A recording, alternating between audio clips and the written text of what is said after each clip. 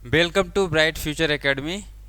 आज हम लोग पढ़ेंगे फिजिक्स का second chapter human eye and colourful world. तो मैं यहाँ लिखने जा रहा हूँ human eye and colourful world.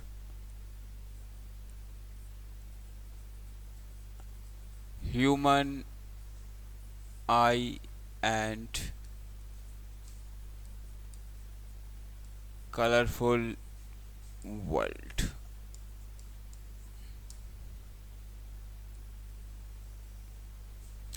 सबसे इम्पोर्टेंट इस चैप्टर में पढ़ना क्या है, बेसिकली एक छोटा सा व्यू लेते हैं कि पढ़ना क्या है। तो सबसे पहले human eye and colourful world, दो चीज़ें पढ़नी है, एक ह्यूमन आई और एक कलरफुल वर्ल्ड। तो ह्यूमन आई,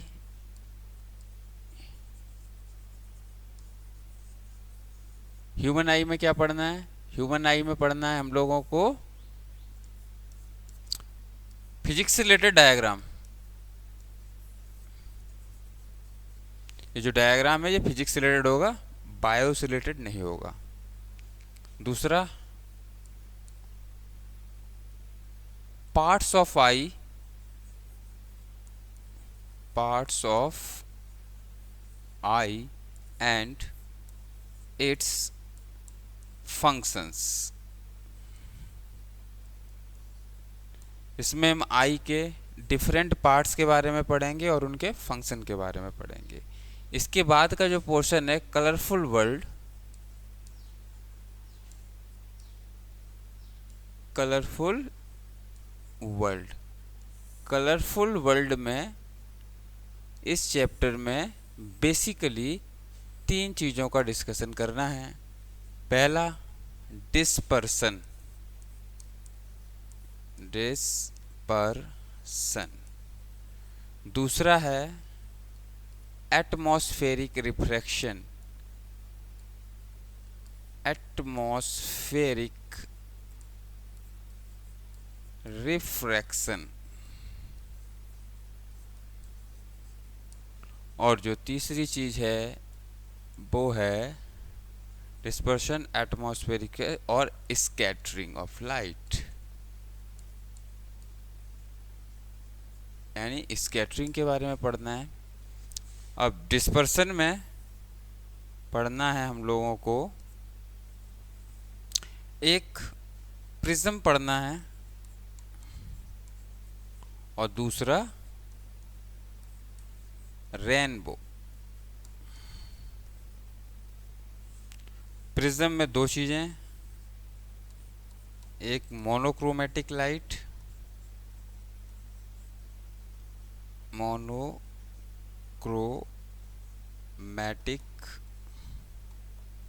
लाइट। मोनोक्रोमेटिक लाइट का अर्थ होता है सिंगल कलर की लाइट, एक रंग की लाइट। और दूसरा पढ़ना है white light of sun, white sunlight, white sunlight, जो कि 7 रंगों से मिलकर बनी होती है। आगे डिटेल्स में देखेंगे, फॉर्मेशन और रेनबो भी देखेंगे। इसके बाद एटमॉस्फेरिक रिफ्रैक्शन। अगर एटमॉस्फेरिक रिफ्रैक्शन की बात करें तो इसमें हम लोग पढ़ेंगे twinkling of star, twinkling of star. दूसरा, advance sunrise and delayed sunset, delayed sunset.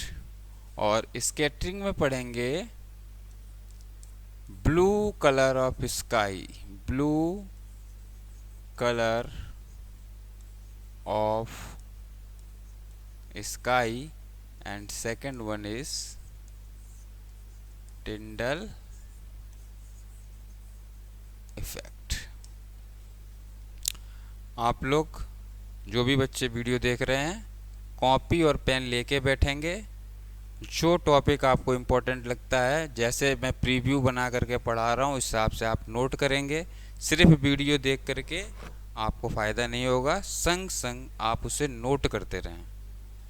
तो ये हो गया बेसिक चीज़ें जो हमें पढ़नी है, उसके बारे में प्रीव्यू हो गया।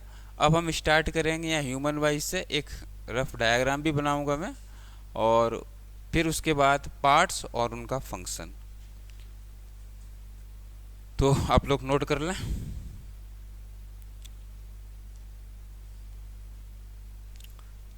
Human I,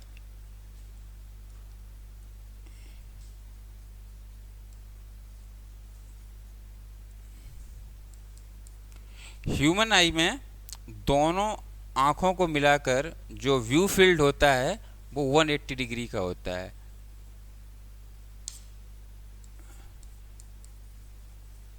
view field of both eyes is equals to 180 degree. लेकिन अगर हम बात करें सिंगल आई यानी एक आंख की बात करें, तो वो व्यू फील्ड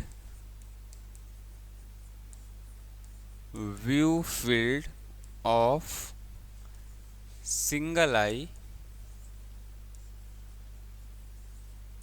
वो 150 डिग्री का होता है। तो इस हिसाब से दोनों आंखों से जो व्यू फील्ड मिलता है वो ज़्यादा मिलता है कंपैरेटिवली वन आई के। इसके बाद जो हमारा ह्यूमन आई है वो एक ऑप्टिकल इंस्ट्रूमेंट है। It's acts as an optical instrument,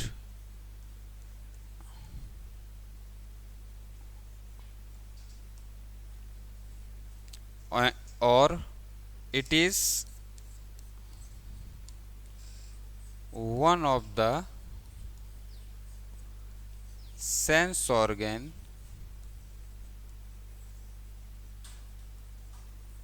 of human body. Eye जो है, जो 5 सेंस ऑर्गन होते हैं उनमें से एक सेंस ऑर्गन आई है, और ये फोटो रिसेप्टर होता है। फोटो रिसेप्टर होता है। बेसिकली भी किसी भी चीज़ को देखने के लिए हमें लाइट की ज़रूरत होती है। बिना लाइट के हम किसी भी ऑब्जेक्ट को देख नहीं सकते हैं।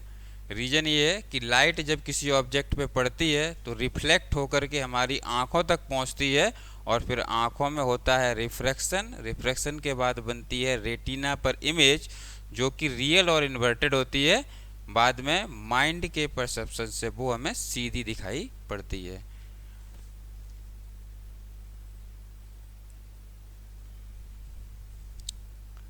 अगर आई पार्ट्स की बात करें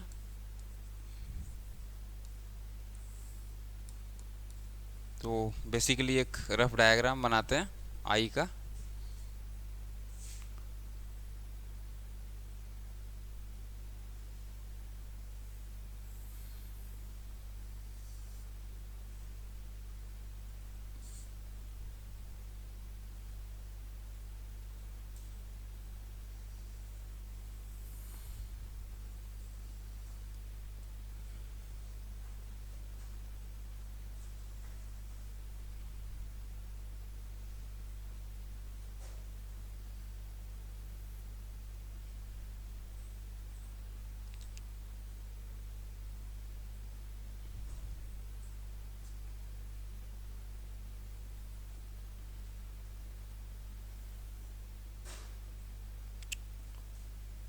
eye ball is spherical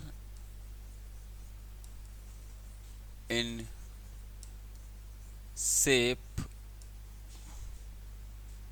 having diameter of about 2.5 centimeter.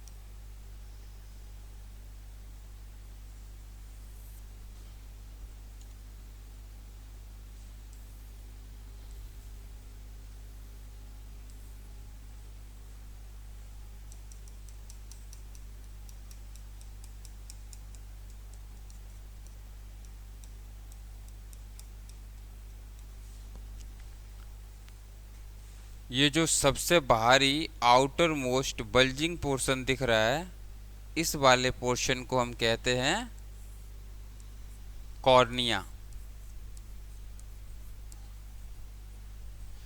इसके अंदर जो ये फ्लूइड दिख रहा है, इस फ्लूइड को कहते हैं एक्वस ह्यूमर। एक्वस ह्यूमर जो नंबर 2 पे दिख रहा है, अंदर की तरफ लिक्विड भरा हुआ, that is the aqueous humour. इनके फंक्शंस अभी लिखवाऊंगा। इसके बाद ये जो पोर्शन आपको दिख रहा है, ये वाला और ये वाला, ये दोनों एक ही हैं। इनको हम लोग कहते हैं आइरिस।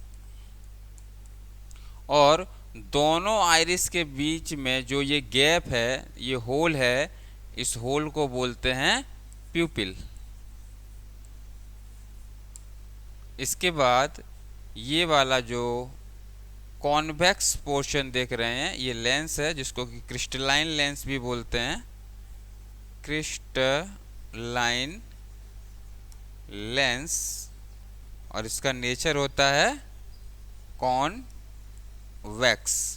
इसके बाद ये जो है कुछ मसल्स टाइप के आपको दिख रहे हैं। ये ऊपर वाला है सीलियरी मसल्स, जिसका बहुत इम्पोर्टेंट रोल है पावर ऑफ एकोमोडेशन में, सीलियरी मसल्स।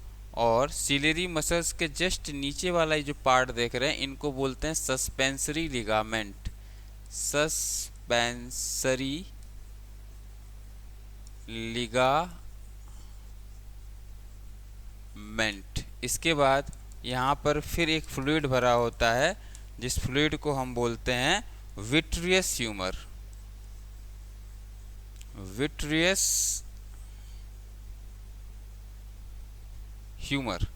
इसके बाद ये पोर्शन जहाँ पर एक रेटिना इमेज की तरह, सॉरी स्क्रीन की तरह काम करता है, इसको बोलते हैं retina. Retina acts as a screen. Retina acts as a screen. और इस रेटिना के अंदर दो टाइप की सेल्स होती हैं, एक रॉड सेल और एक कोन सेल्स। और ये वाला पोर्शन जो है, इसको हम लोग बोलते हैं ऑप्टिक नर्व। इतने पार्ट्स के बारे में हम लोगों को बेसिकली ह्यूमन आइज में पढ़ना है। अब एक एक करके इनका फंक्शन लिखवाते हैं, आपको बताते हैं।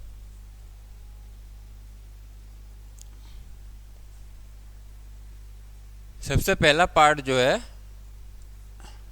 वो है कॉर्निया।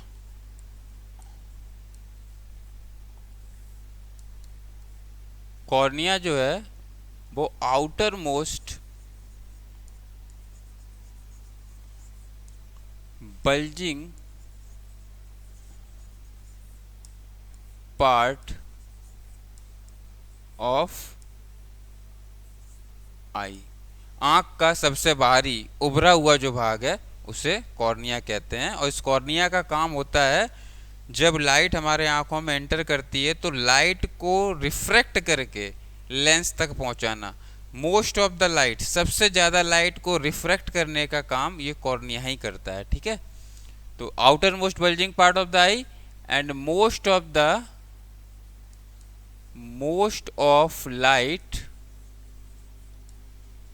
refracted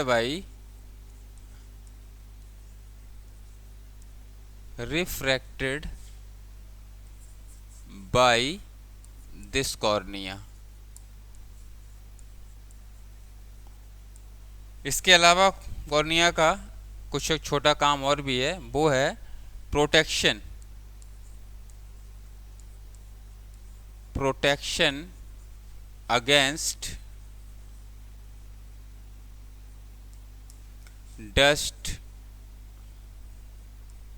etc. धूल कण वगैरह से आंखों की रक्षा करने का काम भी ये कॉर्निया करता है।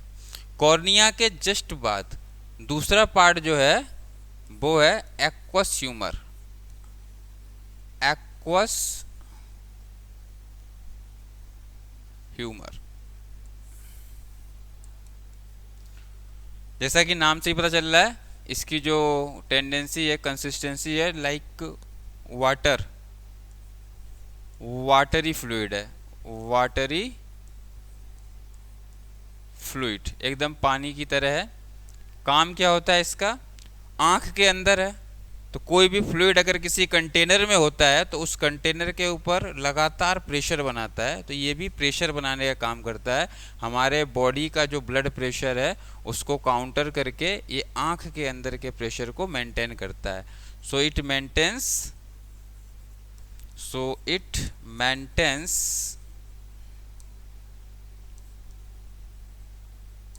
प्रेशर inside द आई, और इस वाले प्रेशर को हम बोलते हैं intraocular pressure, intra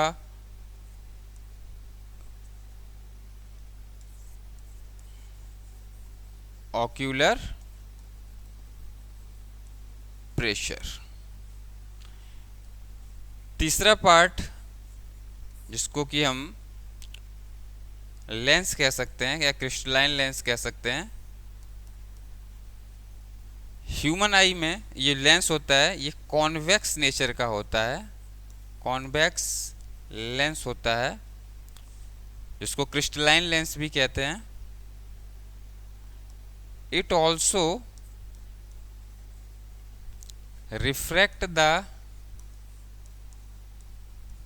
refract the light to form image of object on the retina. Lens केवल लाइट को उतना ही रिफ्लेक्ट करता है जितनी ज़रूरत होती है इमेज को रेटिना पर बनने के लिए।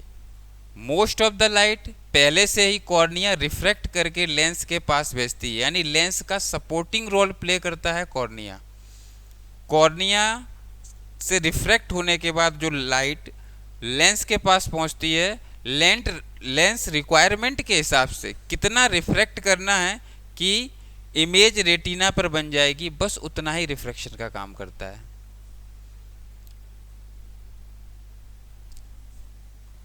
The fourth point is suspensory ligament.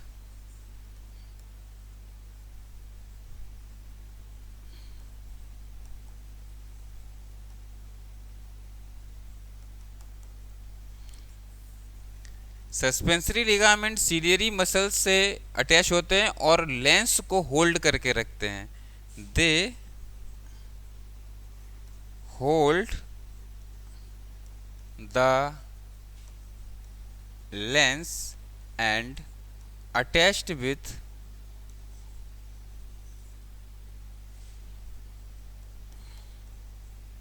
Ciliary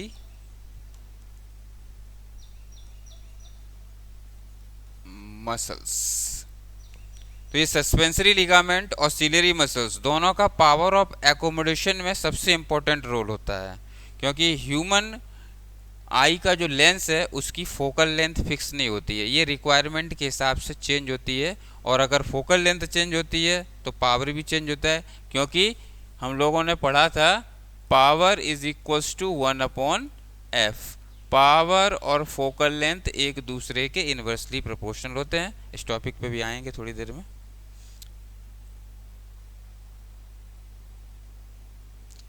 इसके बाद है ciliary muscles.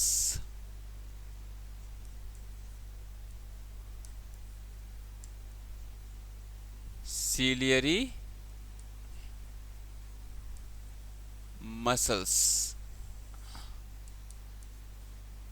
ciliary muscles, they play an important role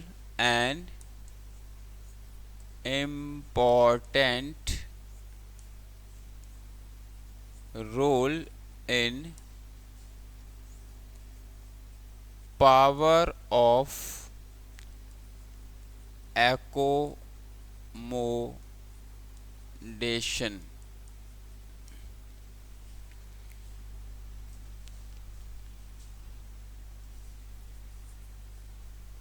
They can relax or contract, making lens thin or thick, hence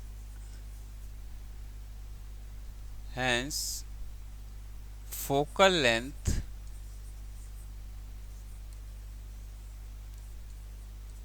of lens changes according to requirement. According to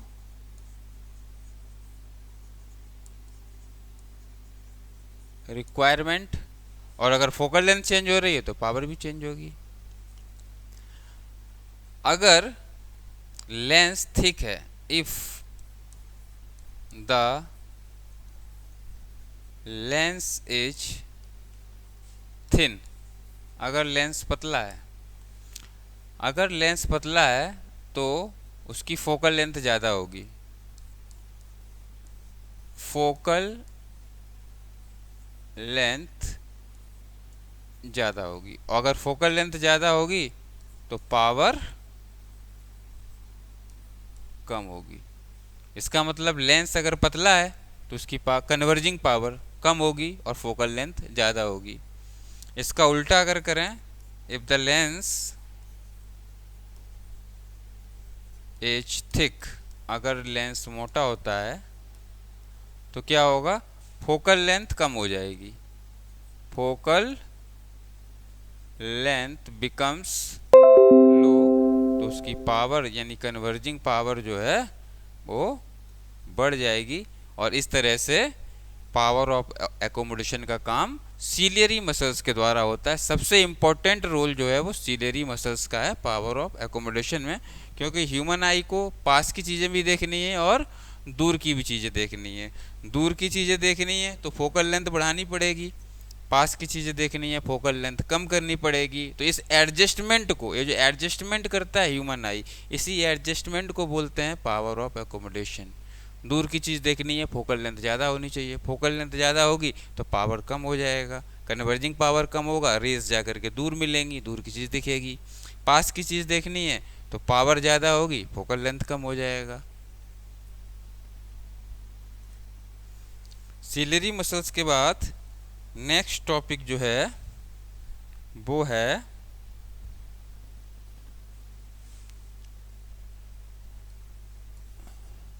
vitreous humour. Vitreous humour, vitreous humour भी एक fluid है, but ये थोड़ा गाढ़ा होता है, जैसे कि शहद। It has Honey like consistency, Honey like consistency.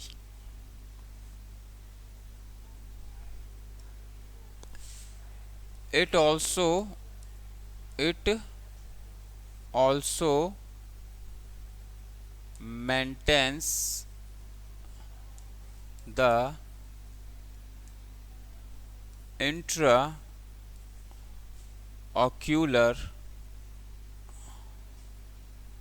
pressure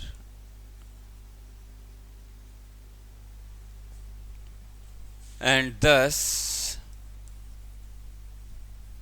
maintains the spherical shape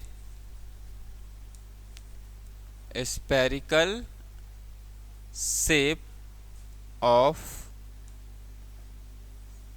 eyeball, eye ball जो है वो स्फेरिकल शेप का है, उस स्फेरिकल शेप को मेंटेन करने का काम ये विट्रियस ह्यूमर करता है, क्योंकि हमारी आंखों के बाहर यानी बॉडी के बाहर एटमॉस्फेरिक प्रेशर है, बॉडी के अंदर ब्लड प्रेशर है, इन दोनों का बैलेंस ये विट्रियस ह्यूमर करता है।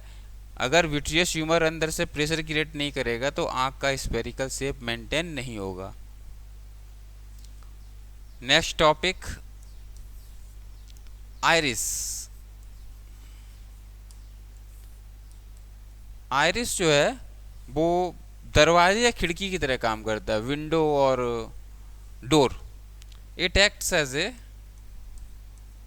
It acts as a window और door. It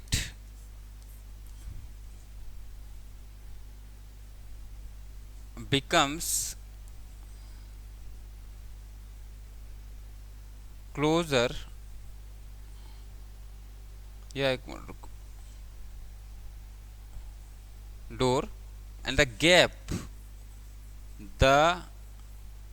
gap or hole between iris is called pupil। Iris के बीच का जो गैप होता है उसको प्यूपिल कहते हैं, और प्यूपिल एक ऐसी जगह है जहाँ से कोई भी लाइट रिफ्लेक्ट नहीं होती है। जो भी light, amount of light enter करती है वही लाइट लेंस तक पहुँचती है। इसीलिए ये जो प्यूपिल है वो ब्लैक कलर का दिखाई देता है ना। No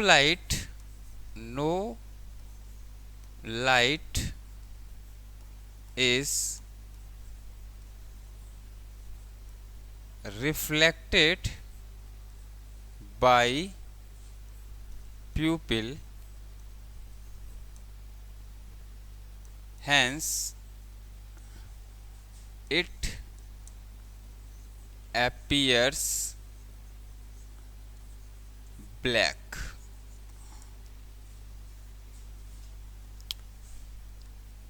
amount of light, amount of light entering into eye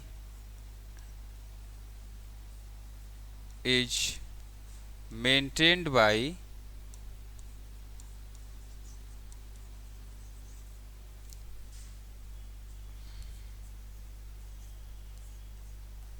प्यूपिल। ये जो प्यूपिल होता है ह्यूमन आई में कितने अमाउंट की लाइट एंटर करना चाहिए इसको रेगुलेट करता है। अगर लाइट की इंटेंसिटी ज़्यादा होगी तो क्या होगा, आइरिस आपस में नज़दीक आ जाएंगे जिससे प्यूपिल छोटा हो जाएगा। If intensity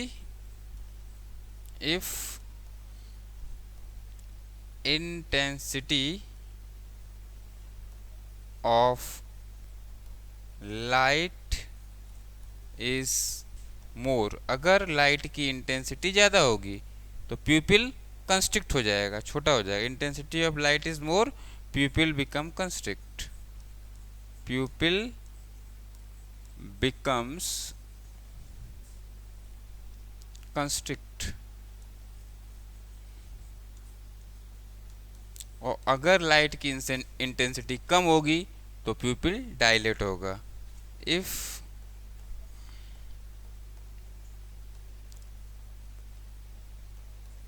intensity of light is less, pupil becomes dilates।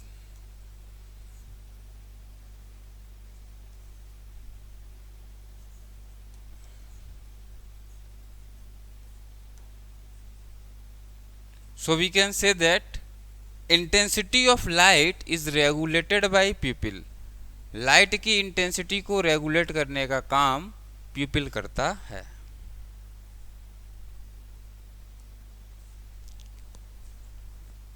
Now the most important part, and that is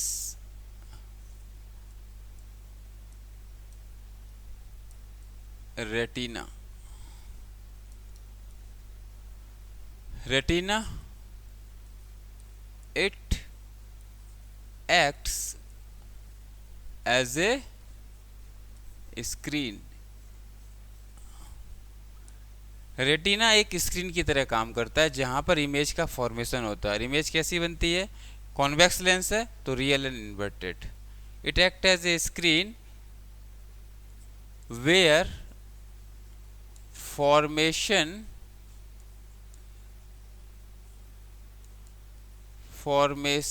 of image takes place and real and inverted image of an object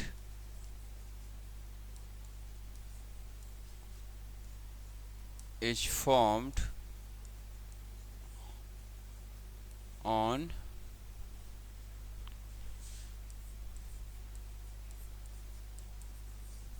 retina. Retina के ऊपर inverted और real image बनती है। Retina में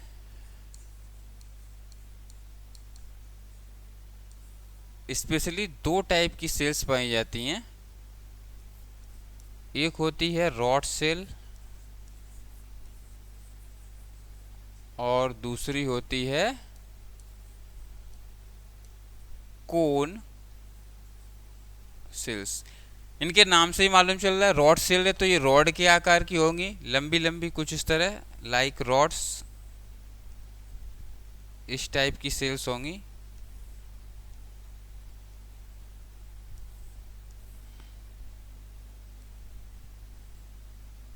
एक और cone cells कोन के जैसी होंगी, इस तरह की।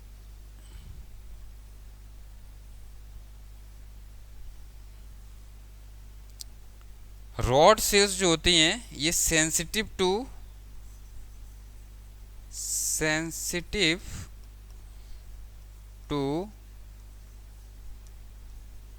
डिम लाइट, कम रोशनी के लिए ये सेंसिटिव होती हैं।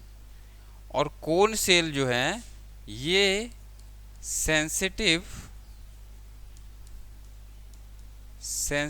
टू ब्राइट लाइट, ये ब्राइट लाइट के लिए सेंसिटिव होती हैं।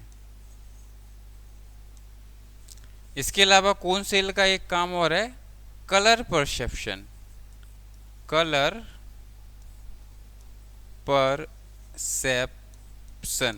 यानी रंगों को पहचानना। हम अपने आसपास जो भी रंग देखते हैं, लाल, पीला, हरा, नीला, वो इन कोन सेल के हेल्प से ही देख पाते हैं। अगर किसी की आंखों में ये कोन सेल ना हो तो वो रंगों में पहचान नहीं कर पाएगा, उसे रंग दिखाई नहीं देंगे। जैसे कलर ब्लाइंडनेस में होता है, किसी को अगर कलर ब्लाइंडनेस की प्रॉब्लम है, यानी उसकी आंखों में कोन सेल में डिफेक्ट है, तो वो रंगों में अंतर नहीं कर पाता है क्योंकि उसे रंग दिखाई नहीं देते हैं। कलर परसेप्शन जो है वो कोन सेल का काम है। Rod cell sensitive to dim light, यानी अगर हम कम रोशनी में भी देख पाते हैं तो due to these rod cells अगर हमारी आंखों में है तो हम कम रोशनी में भी काम कर पाएंगे। जैसे रात में चंद्रमा की रोशनी में भी हम कुछ हद तक अपना काम कर सकते हैं, हल्का देख सकते हैं, क्योंकि हमारी आंखों में रॉड सेल्स हैं।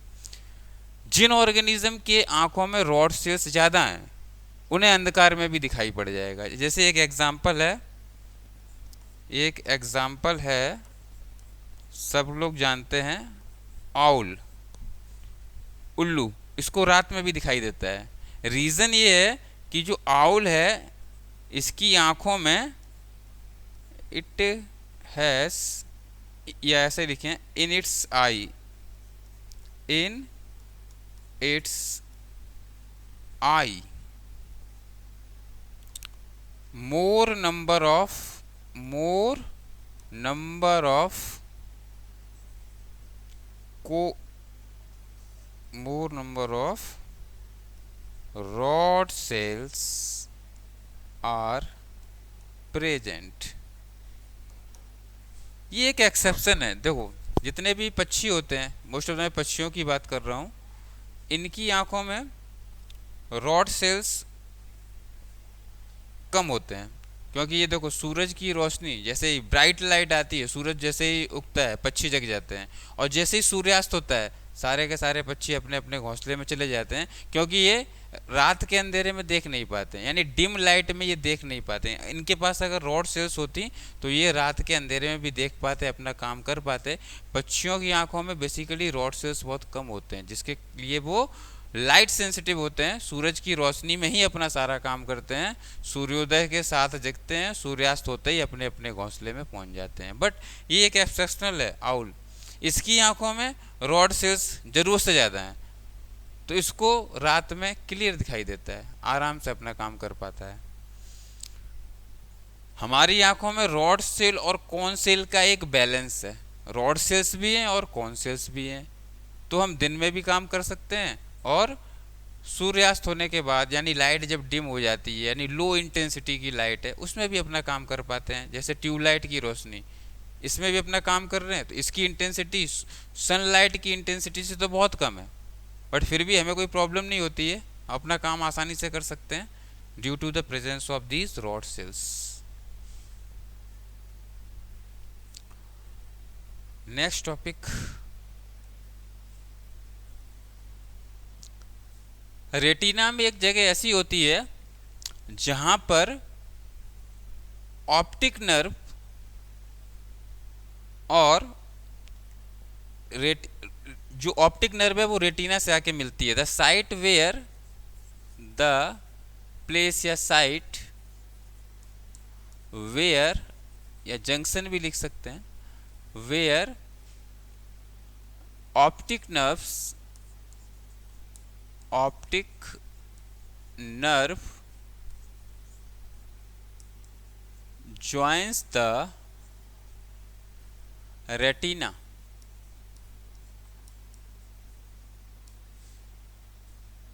there is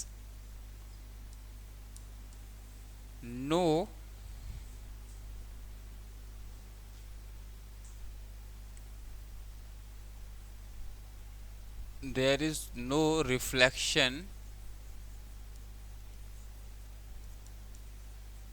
of light, hence no formation of image, no formation of image। इस जगह को, इस प्लेस को हम कहते हैं, this place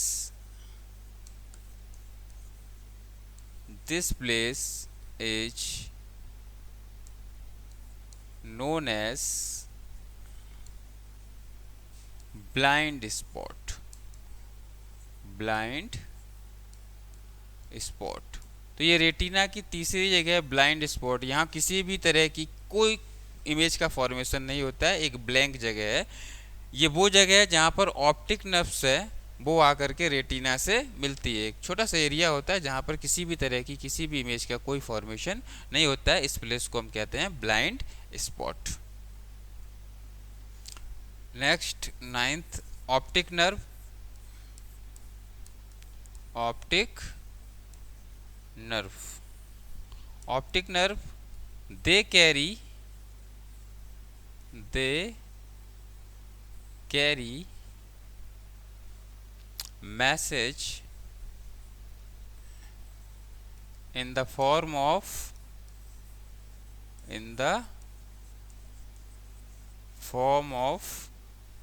electrical impulses,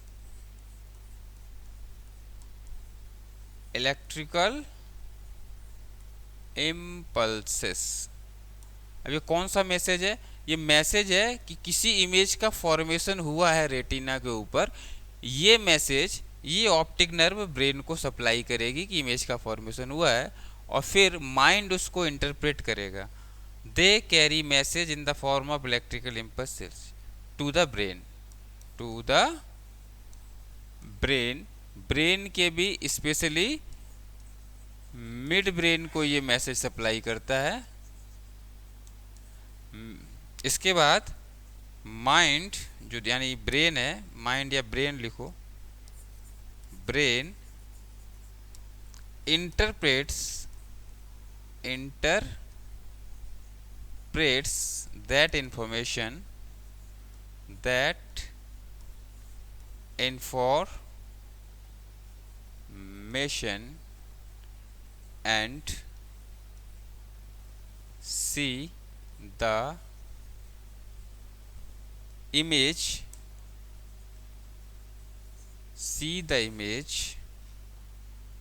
as object. Mind इस इंफॉर्मेशन को इंटरप्रेट करता है और जो रियल और इन्वर्टेड इमेज बनी थी उसको इंटरप्रेट करके इस इमेज को एज ए ऑब्जेक्ट वो देखता है। जैसे हम कुछ भी देखते हैं, ये सामने बोतल रखी हुई है, कूलर है, पंखा है, ट्यूबलाइट है, तो ये तो इसकी तो इमेज बन रही है हमारे रेटिना पर, लेकिन माइंड क्या कर रहा है, इसको इंटरप्रेट कर रहा है और उसी इमेज को एज ए ऑब्जेक्ट हम देख पाते हैं। इसीलिए हमें सारी की सारी चीज़ें सीधी ही दिखाई पड़ती हैं, ना कि उल्टी। इमेज उनकी उल्टी बनती है, रेटिना पर इमेज उल्टी बनती है, बट चीज़ें हमें सीधी दिखाई पड़ जाती हैं। तो ये डिफरेंट पार्ट्स थे ह्यूमन आई के, इनके डिफरेंट फंक्शंस थे जो मैंने आप लोगों को बताए अभी। अगर कोई टॉपिक, कोई पार्ट मिसिंग हो रहा है, आपको समझ में नहीं आ रहा, कमेंट में बताना, फिर से उस पर सुधार करेंगे। अभी तो नया नया स्टार्ट हुआ है, बहुत कुछ सुधार करना बाकी है। बस आप लोगों के सपोर्ट की ज़रूरत है, आप लोग सपोर्ट करते रहिए, डे बाय डे आपको बेहतरीन चीज़ें मिलती रहेंगी। अभी तो जस्ट शुरुआत है, तो हो सकता है थोड़ा सा कुछ प्रॉब्लम हो। नेक्स्ट,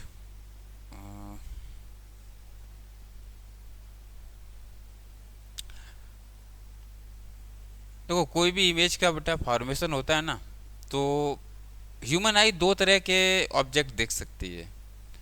एक ह्यूमन आई दो तरह के ऑब्जेक्ट देख सकती है।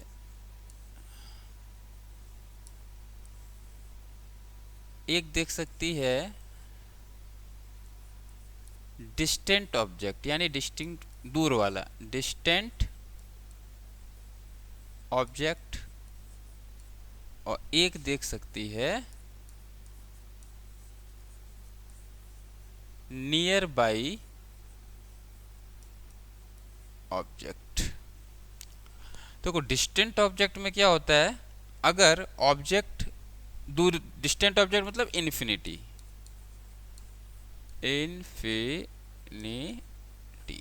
अगर कोई ऑब्जेक्ट इन्फिनिटी पर है तो ऑब्वियसली वहाँ से आने वाली रेज जो होंगी वो कैसी होंगी, पैरेलल रेज होंगी, पैरेलल रेज, यानी इनका नेचर होगा पैरेलल। और अगर कोई नियर बाई ऑब्जेक्ट है, ये मान लो कोई नियर बाई ऑब्जेक्ट है, नियर बाई ऑब्जेक्ट से जब भी रेस निकलती हैं तो वो हमेशा डाइवर्जिंग नेचर की होती हैं, ये आप लोगों को याद रखना है। नियर बाई ऑब्जेक्ट से निकलने वाली रेस डाइवर्जिंग नेचर की होती हैं, डाइवर्जिंग इन नेचर।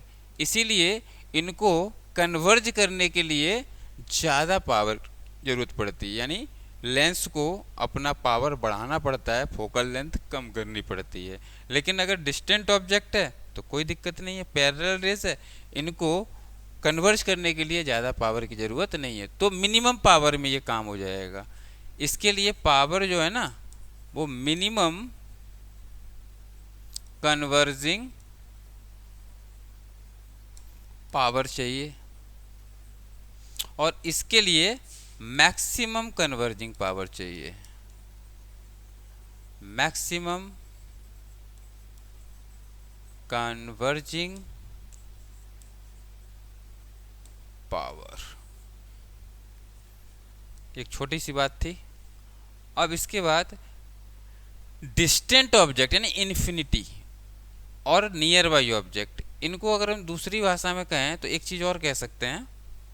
एक हो जाएगा far point of I, far point, और एक हो जाएगा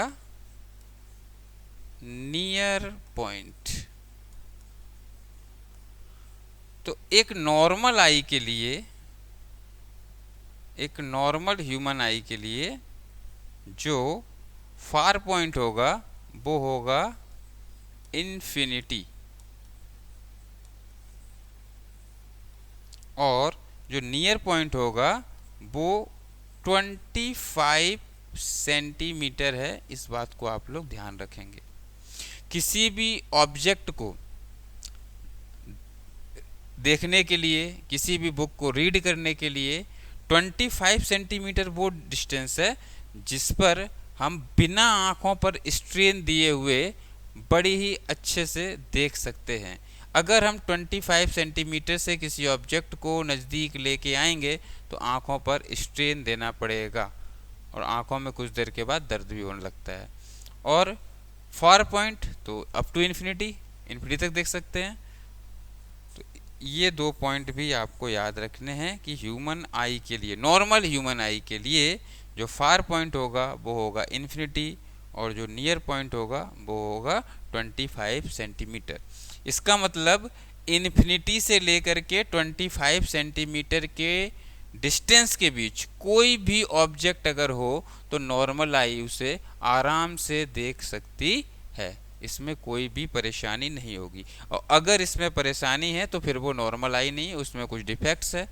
अगला टॉपिक हम लोगों का ह्यूमन आई के जो डिफेक्ट्स हैं उसको ही पढ़ना है। ह्यूमन आई के डिफेक्ट्स, 3 डिफेक्ट्स पढ़ने हैं, उसको अगले वीडियो में डिस्कस करेंगे क्योंकि वीडियो की लेंथ थोड़ी ज़्यादा बड़ी हो रही है। तो आज हम लोगों ने पढ़ा ह्यूमन आई और उसके डिफरेंट पार्ट्स, उनके फंक्शंस। तो इतना आप लोग रेडी करना, आप लोगों को बहुत जल्दी ह्यूमन आई के जो डिफेक्ट्स हैं उनका करेक्शन है, इसका वीडियो जल्द मिल जाएगा। Thank you, bye bye.